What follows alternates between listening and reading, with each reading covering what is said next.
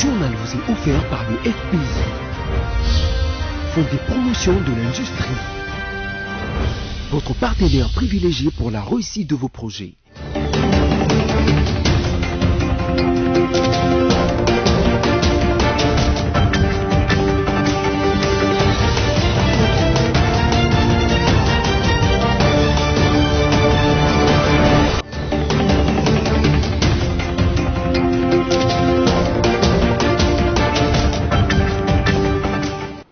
Bon début de semaine à tous et bienvenue à ce nouveau numéro du journal sur BCTV. En voici le sommaire.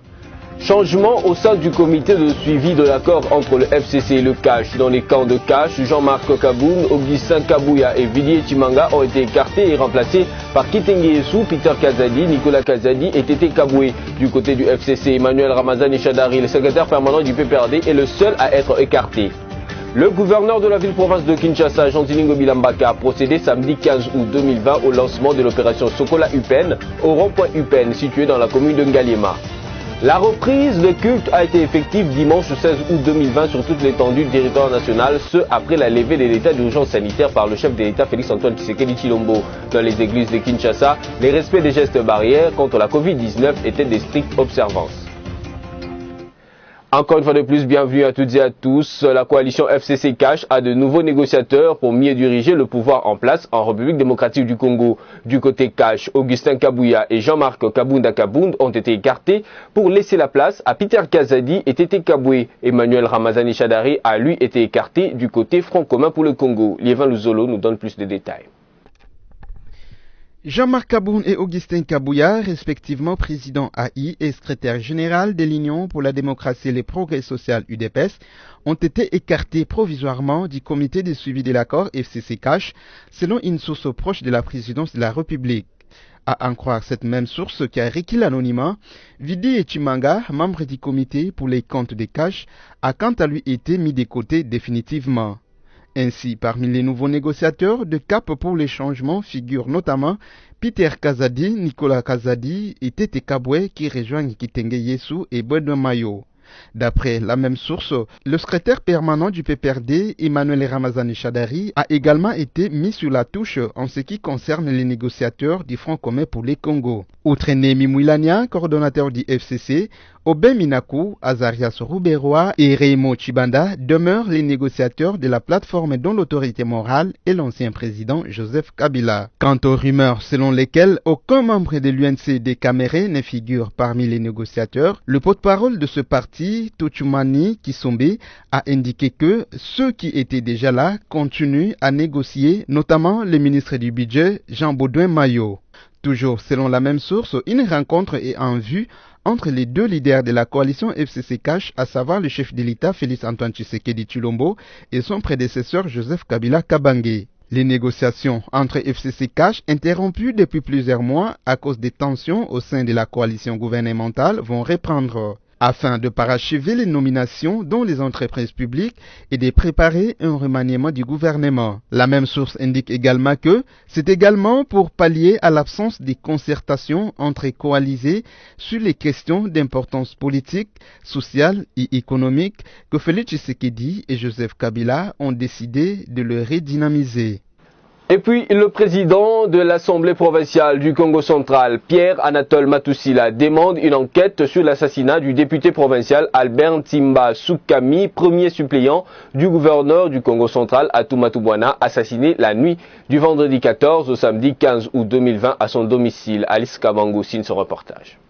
Dans un communiqué rendu public samedi 15 août 2020, quelques heures après l'assassinat du premier suppléant du gouverneur du Congo central, Albert Ntimba Soukami à Matadi, il est dit tel que les enquêtes sérieuses doivent être diligentées pour mettre la main sur les auteurs de ce crime. Dans le dit communiqué, Pierre Anatole Matussila dit avoir appris avec consternation la mort brutale de son collègue député Albert Ntimba Soukami, tué lâchement dans sa maison devant sa famille par deux hommes non identifiés qui lui ont tiré 2 balles. À en croire ce communiqué, le président de l'organe délibérant du Congo central est choqué par ce crime odieux et exige qu'une enquête sérieuse et approfondie soit menée en toute diligence par de services compétents de l'État en province.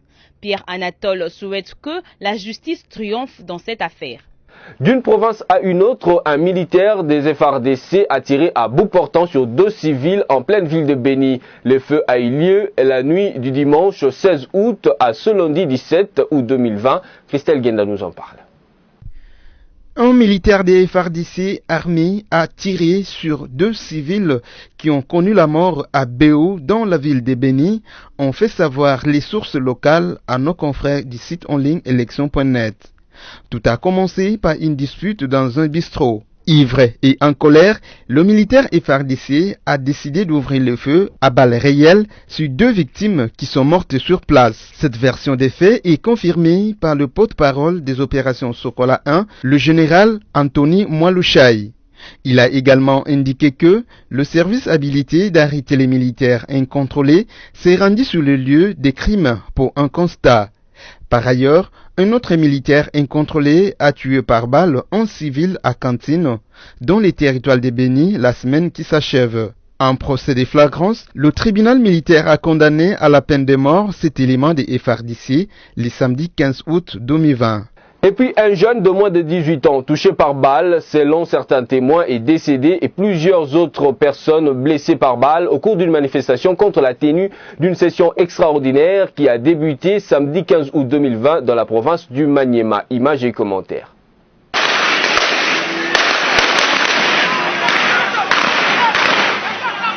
La ville de Kingo était à l'ébullition ce samedi suite à la convocation de la session extraordinaire. Sur demande de 10 députés a introduit la motion de défiance contre le gouverneur de province Ogi Moussafiri Kolamiola. Un groupe de gens qui ne sont pas contents de la motion initiée contre le gouverneur de province voulait accéder à l'hémicycle pour empêcher le déroulement de la plénière, se sont heurtés à la résistance des éléments des métiers de l'ordre public. Après des tirs nourris des coups de balles tirés par des policiers et les jets de pierres utilisés par la population, le premier bilan fait état d'un mort à la personne de l'Okongo Patrick et des blessés. Le président de la société civile Force Vive, Maître John Massimango, condamne cet acte de la barbarie. Donc la ville était calme, mais on ne comprend pas pourquoi les policiers commis à la garde des députés provinciaux ont insécurisé la ville par des coups de balles généralisés dans toute la ville. Nous condamnons fermement ce comportement-là qui devrait rester à sécuriser si les manifestations ont eu lieu à l'hémicycle provincial. Mais ils sont partis à moto dans les jeeps en train de tirer des balles réelles partout. Donc nous condamnons fermement ce comportement et nous exigeons des enquêtes très sérieuses de la part de l'électorat militaire et que le ministre national de l'Intérieur et de la Sécurité qu'il se saisisse d'office de cette question qui endait la vie de Kindu inutilement par les escortes commis à la garde des députés provinciaux. Il est à signaler jusqu'à 14 h, des coups de balles continuaient à retentir encore au centre-ville. Malgré ces accrochages, la présidente de l'Assemblée provinciale a procédé à l'ouverture de la session extraordinaire avec 13 députés. Sur ce, je déclare ouverte la session extraordinaire d'août 2020. Parlons santé à présent. Situation épidémiologique de la Covid-19 en République démocratique du Congo est la suivante. 30 nouveaux cas confirmés ont été enregistrés dimanche 16 août 2020. 4 nouveaux décès parmi les confirmés. Les cumuls de cas est de 9706. Stella Chema nous en parle. Évolution de la pandémie des coronavirus en République démocratique du Congo. Le pays a enregistré pour la journée du dimanche 16 juin 2020 30 nouveaux cas de la maladie, 4 nouveaux cas de décès parmi les cas confirmés, a rapporté le bulletin de l'équipe de riposte contre cette pandémie. Les nouveaux cas sont répartis de la manière suivante: 10 cas à Kinshasa, la capitale, 10 au Nord Kivu, 6 à Lualaba et 4 en Ituri. Sur les 208 échantillons testés, ajoute la même source.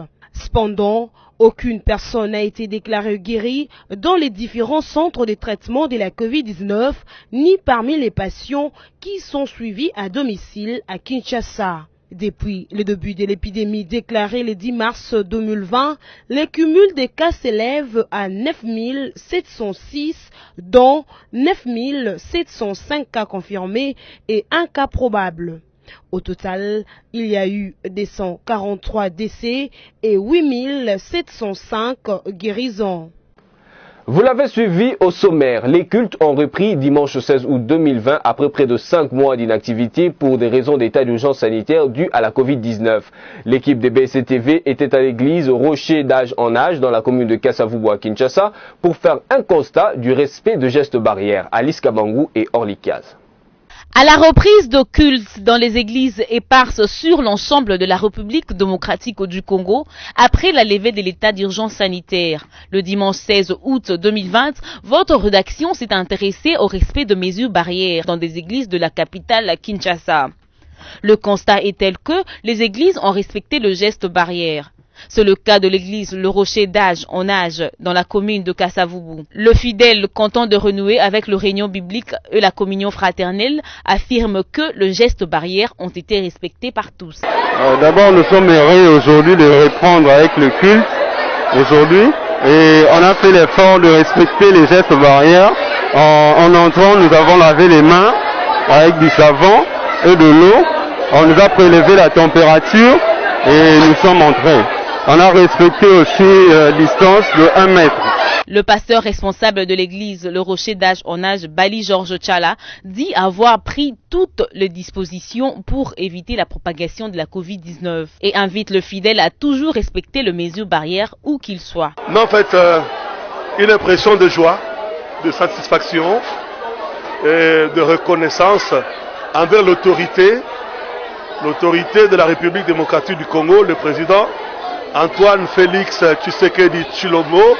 Tu vois, moi-même, j'ai le masque. Déjà à l'entrée, tu as vu, il y a eu le thermoflash pour le prélèvement de la température. Et aussi, il y a eu de trucs pour laver les mains, des savons, et ainsi de suite. Et tout le monde avait son masque à l'église, même les petits-enfants. Chacun a son masque à l'église. Mais également, on a respecté la distance de 1 mètre au moins. Dieu aussi existe. Et nous avons donné comme conseil aux enfants de Dieu d'être conscients de la maladie parce qu'elle existe, de se garder, de se protéger, de ne pas s'exposer.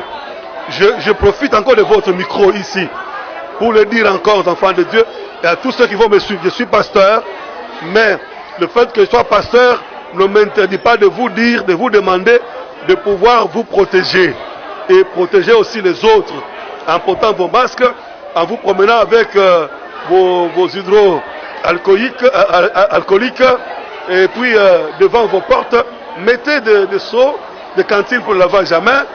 Ça ne dérange personne. Faites ça et faites un effort pour vous mettre à distance d'au moins 1 mètre.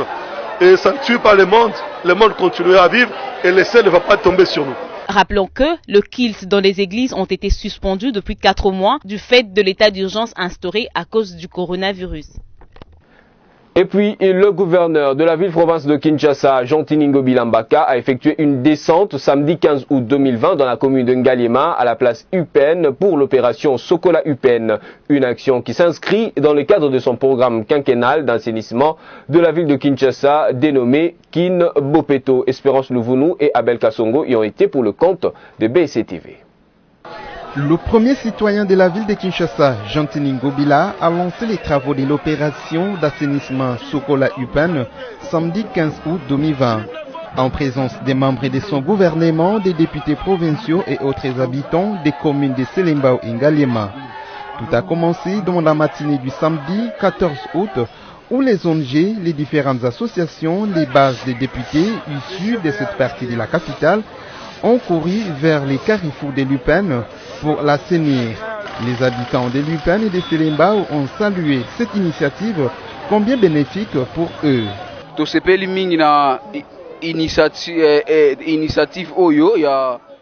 Nous sommes ravis de cette initiative Sokola UPEN et il faut changer nos mentalités pour tenir Kinshasa propre. Il faut d'abord changer la mentalité pour tenir Kinshasa propre.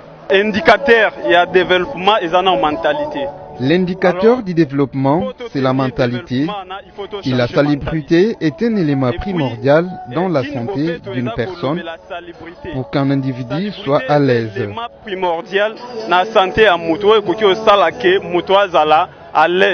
De sa part, l'honorable Ida Montari, élu d'Ngalema, a sensibilisé aussi sa base pour adhérer à la vision du gouvernement de la ville. Je suis d'abord très heureuse parce que le message a été très bien transmis, parce que tu vois, il y a une forte mobilisation. Très contente de la population d'Engaliema parce qu'ils ont adhéré à la vision, l'idéologie, la philosophie du gouverneur Gentini Ngobila qui est Kini Bopeto. Ce que je vais demander à la population d'Engaliema, c'est de comprendre et d'adhérer à cette vision et de commencer le Bopeto d'abord dans sa maison. C'est pourquoi tu vois, il y a beaucoup de femmes. Parce que ce sont plus les femmes qui sont au centre de tout ce qui est déchets ménagers. Que le message du gouverneur Ngobila ne soit pas seulement un vain mot, mais que ça soit vraiment une réalité vivante. À son arrivée, Gentini Ngobila a été accueilli par son comité sous les acclamations des cris de joie. À sa prise de parole, l'exécutif provincial a instruit les vendeurs de bien s'organiser et de donner l'éclat de cette partie de la capitale. Il les a aussi encouragés à acheter les sachets poubelles pour bien gérer les déchets et assainir cette partie.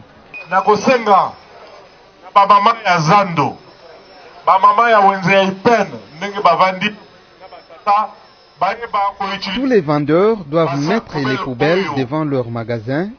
Et je demande à toute personne d'utiliser les sacs poubelles qu'elles vont s'approvisionner dans les supermarchés. Si nous continuons à jeter les immondices à travers la ville, notre capitale ne sera pas assainie.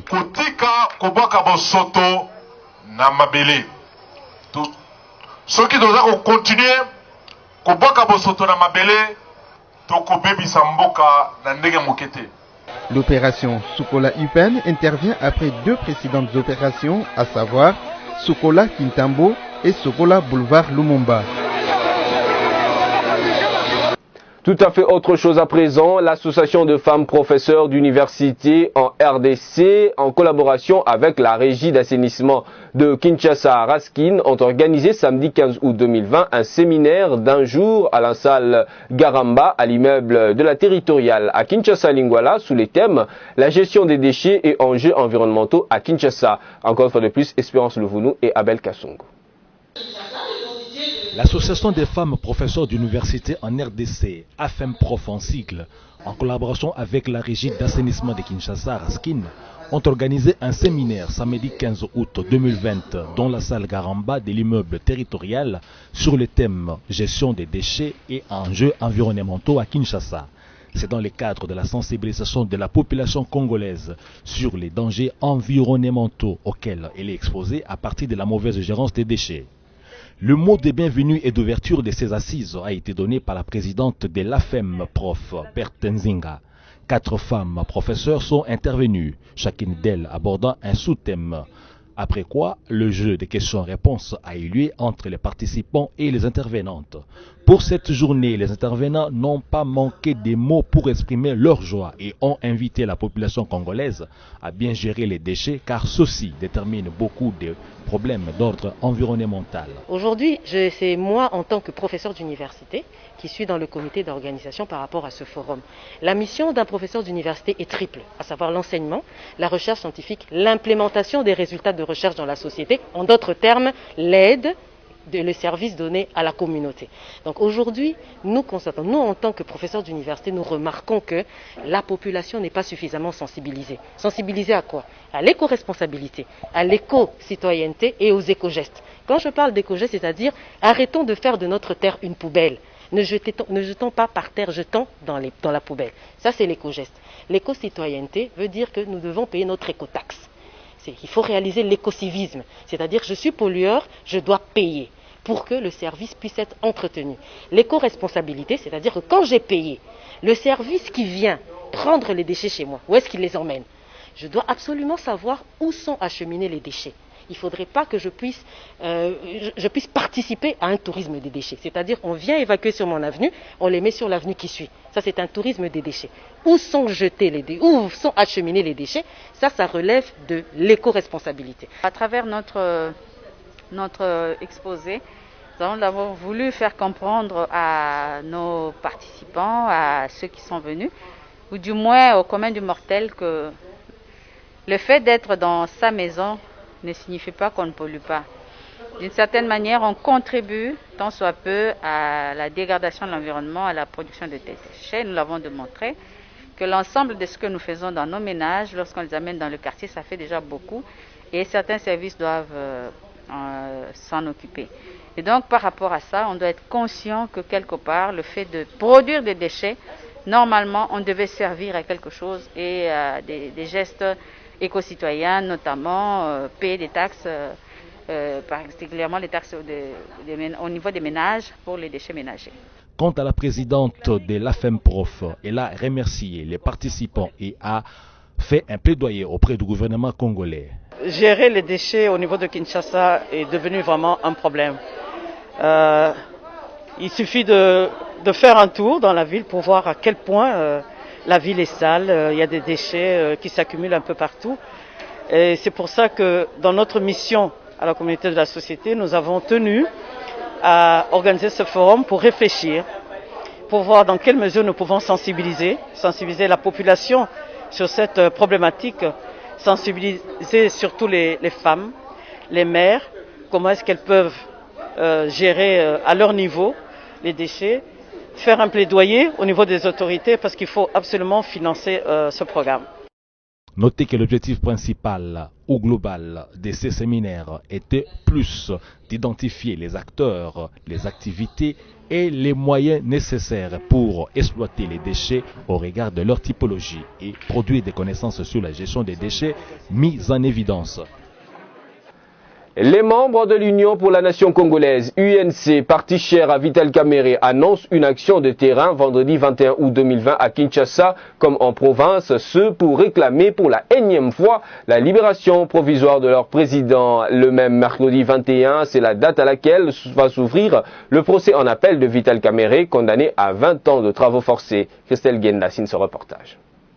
L'Union pour la nation congolaise, UNC, qui reste convaincue de l'innocence de son président Vital Kamerhe dans le procès dit de 100 jours, promet de descendre dans toutes les rues du territoire national pour exiger, encore une fois de plus, sa libération pure et simple le vendredi 21 août 2020. Dans le cadre de l'ouverture de son procès en appel, le directeur de cabinet du chef de l'État, l'honorable Vital Kamerhe, devra se présenter devant la cour d'appel de Kinshasa-Gombe pour audience.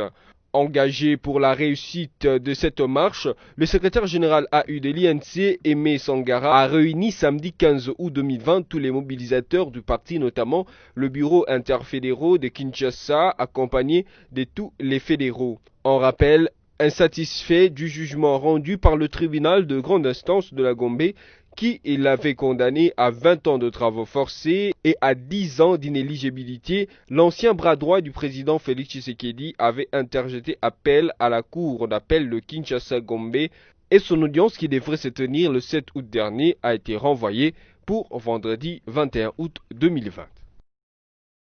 Et puis, le cabinet Tentika organise du vendredi 21 au vendredi 28 août 2020 une formation de droit en mémoire du bâtonnier Jean-Jacques Mukendi et Hervé Kanene. 5 thèmes seront exploités, notamment la présentation générale des LOADA, le droit des sûretés et la présentation des procédures simplifiées. Suivez Maître Prosper Tentika, organisateur, dans cet extrait choisi par Merveille Bavabibay.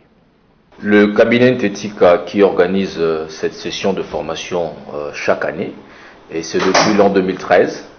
2013 marque le premier anniversaire de l'adhésion de notre pays à l'OADA. Et cette année, le cabinet Tentika a voulu rendre hommage aux bâtonniers Jean-Joseph Mukendi wa Mulumba et Maître Hervé Kanene Maïma, qui ont été deux avocats de la République, mais aussi 2 formateurs importants qui ont accompagné le cabinet Tentika dans cette série de sessions de formation. C'est à ce titre-là que le cabinet Tentika a voulu leur rendre hommage en consacrant cette session de formation de cette année, les experts comptables, mais aussi la curiosité des chercheurs, du monde académique, des étudiants. C'est comme ça que c'est une formation qui est ouverte, et c'est à ce titre-là, et donc pour répondre au besoin de rester dans la droite ligne de la constance de la recherche scientifique, mais aussi pour pouvoir vulgariser le droit au WADA, qui est un droit qui est arrivé chez nous il y a quelques années. Les participants auront d'abord à recevoir les matières qui sont d'une importance capitale. Les praticiens de droit savent ce que vaut ce genre de matière, parce qu'il y a aujourd'hui cette session de formation, il y aura 5 thèmes qui seront abordés.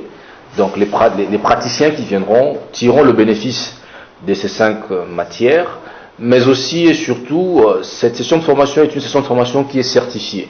Le cabinet Ntetika disponibilise une documentation suffisante. Donc pour ceux qui ne sont peut-être pas à Kinshasa en ce moment, ils pourront, et même ceux qui sont là et qui ne pourront pas être présents à cette session de formation, ils pourront toujours se procurer les documents qui sont mis à disposition ici au cabinet Ntetika, et inviter par votre canal les avocats, les magistrats, les huissiers de justice, les experts comptables, les juristes d'entreprise, les étudiants en droit comme dans d'autres disciplines, à se joindre à nous ce vendredi 21 août, ainsi que le vendredi de la semaine prochaine, le 28 août, dans la grande salle des spectacles du collège Boboto à la Gombe. C'est une formation de qualité. Nous avons passé plusieurs moments sans activité. Je pense que c'est un événement à ne pas manquer. Un seul rendez-vous.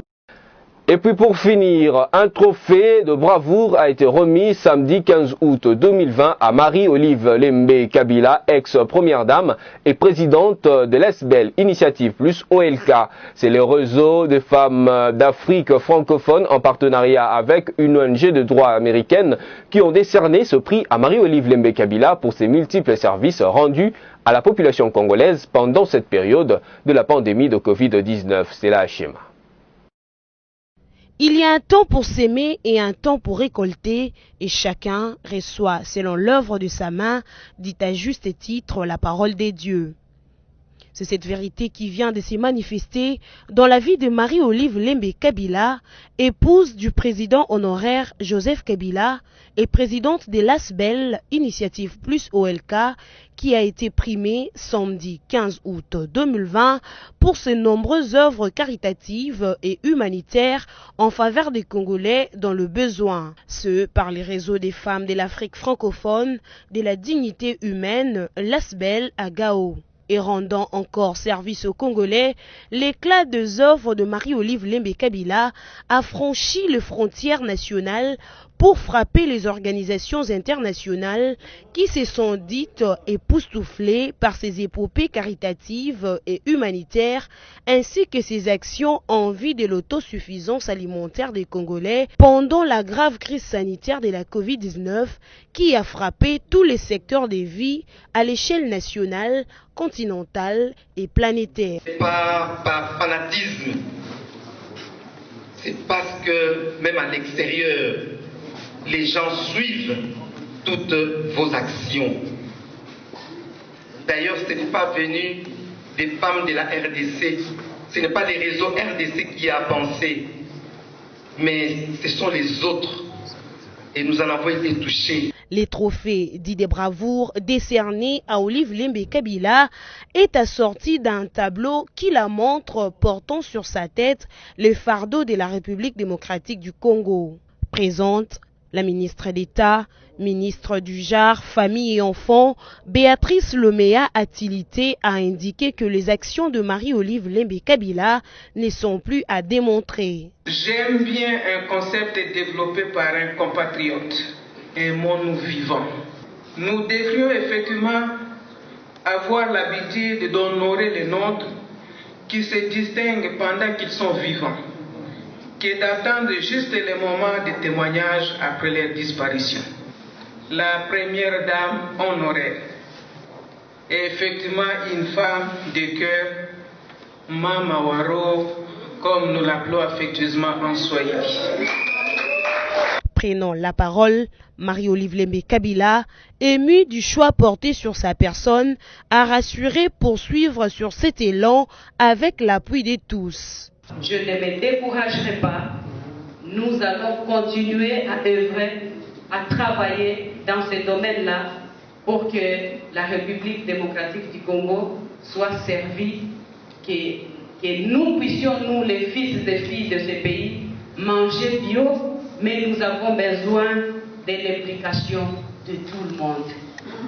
S'en est suivi des panels où les intervenants ont apporté des contributions sur les objectifs de développement durable et de la visite des différentes productions des membres du réseau avec comme objectif de consommer congolais.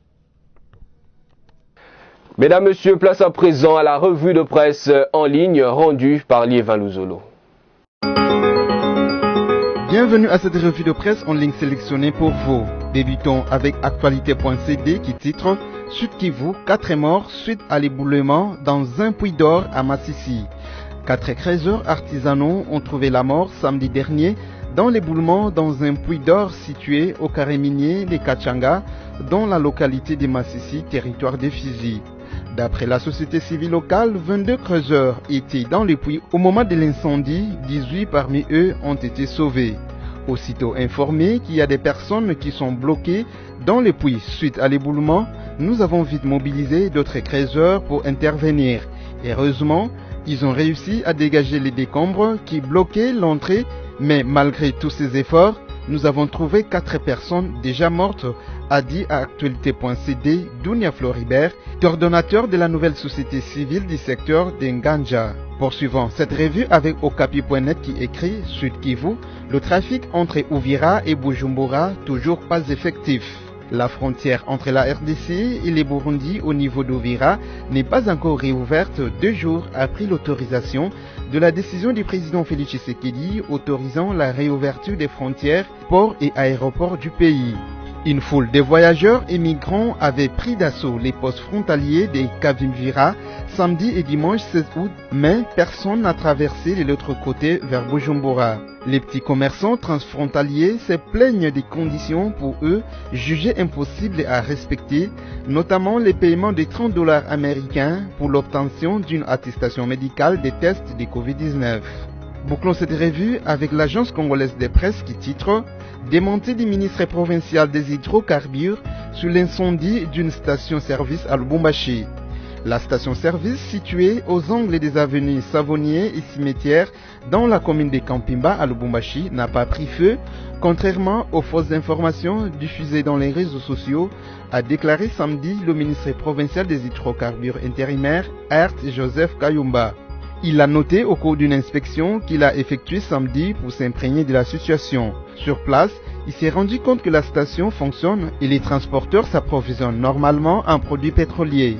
En effet, a-t-il constaté qu'il s'agissait d'un camion-citerne transportant de l'essence qui en a pris feu. Cet incendie a été maîtrisé par le service anti-incendie de la mairie de Lubumbashi et il n'y a pas eu de morts. Fin de cette revue de presse, merci à vous qui nous avez suivis.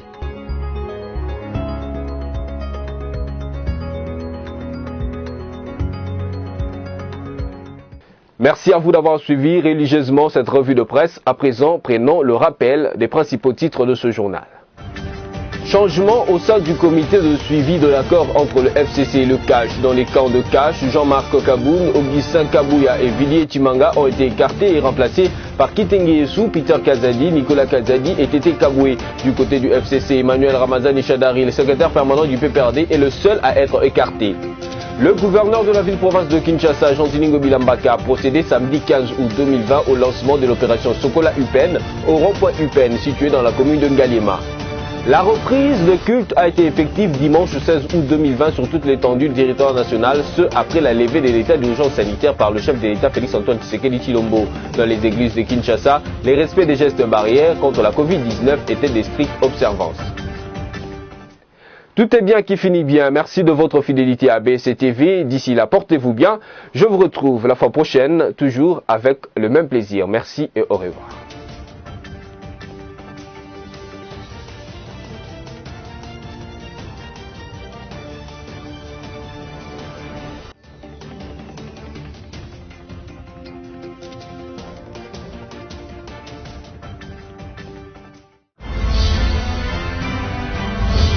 Ce journal vous a été offert par le FPI, Fonds des promotions de l'industrie, votre partenaire privilégié pour la réussite de vos projets.